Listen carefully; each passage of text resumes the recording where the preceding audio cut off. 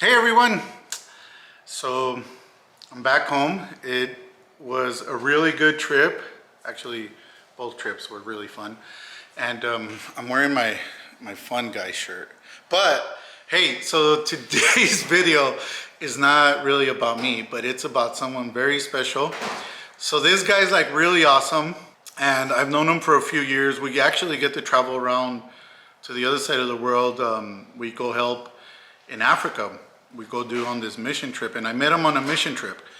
But check this out. Here's who I'm talking about.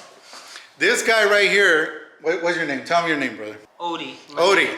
Yeah. So his name's Odie. Odie, tell him where you're from. I'm from New York, What part of New York? Brooklyn. Brooklyn.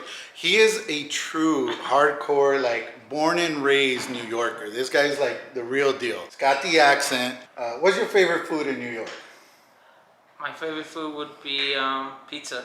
Pizza. You see, every New Yorker loves, they've told me pizza, pretzels, and pastrami. They told me those are the three things that you should enjoy. And of course, back there, you could see Miss Ceci. Back there, she's right back there. She's cooking. So he's here in El Paso. Actually, he flew in. He's been here for a few days, trying to acclimate him to our culture. What's your favorite food so far that you've been able to try? I would have to say your tortillas are amazing.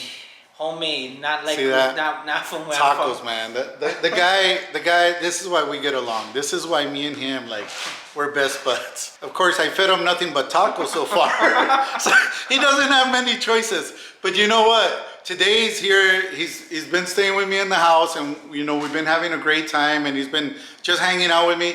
But we're actually gonna do a cookout today. Do they do a lot of cookouts in New York, like right now? Upstate New York, yes. Okay, upstate New York. So there's like lower state, and then you go up. And what happens in upstate New York? Like, what's going on up there? Everybody from the city has moved over there. That's what's going on.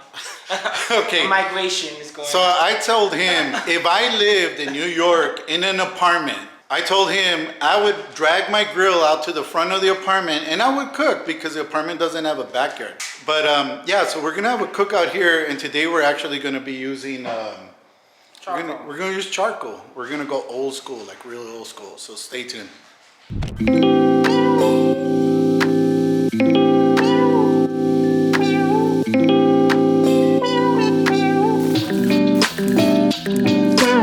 Okay, so like one of the things you need to do is you could use paper like this. You stick it underneath there. You could also use like paper towels. I actually just grab some of the bags like this, and I tear it off. You get this thing like really nicely stuffed in there. And you get your charcoal bag. I like this brand. I'm not promoting this brand, but I really like it.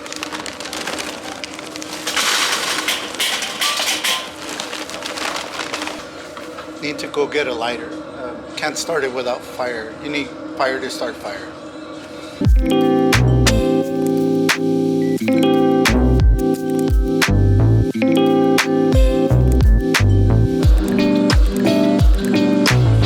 Okay, so found my lighter.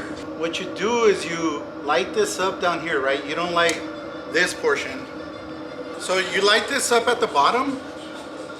It starts to catch on fire with these holes that lets air in, but the fire goes up, which lights all the briskets, the charcoal briskets or biscuits. I don't know.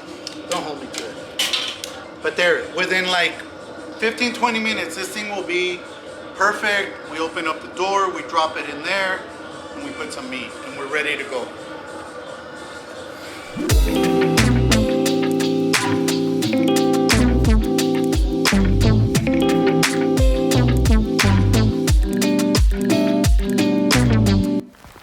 So let me tell you a funny story.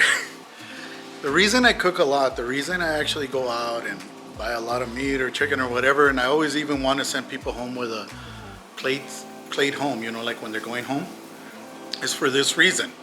One day, is a quick story. So one day I get invited, right, to a party, and we're on their way there, and I'm like, let me stop, let me grab a hamburger.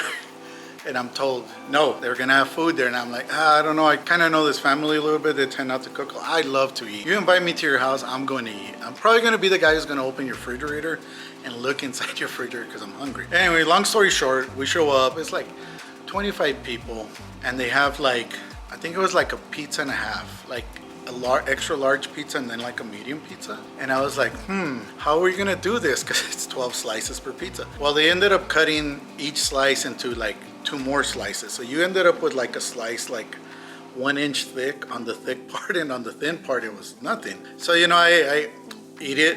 I'm like, okay, this is good.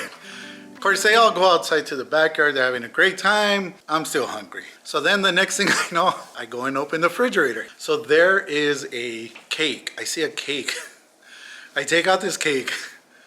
I cut a piece out of the cake. I eat it, right? As quick as I can. I'm watching my back, making sure nobody's watching me. And I go ahead and eat the cake. I put the cake back in there, and then, I put like the jar of mayonnaise in there, the mustard, ketchup, kind of like conceal it, go back outside, happy camper, got some cake, I'm good to go. Well, the next thing you know, I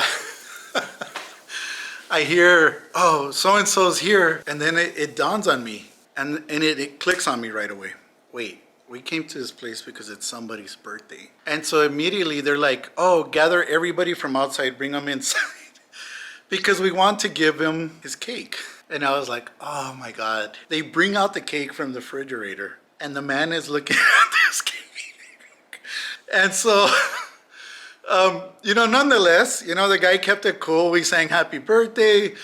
I hear chatter in the background. They're like, who the hell ate a piece of cake? I mean, who ate a piece of cake? And then, I hear like, oh, it must have been, so-and-so, he always doing that. So I jump on that bandwagon, like, you know what? I think I seen that dude walking around, and I'm pretty sure he might have ate it. But long story short, this is why I cook a lot. I always have a lot of food at the house when I throw a party or get together, because I always want everybody to always have enough.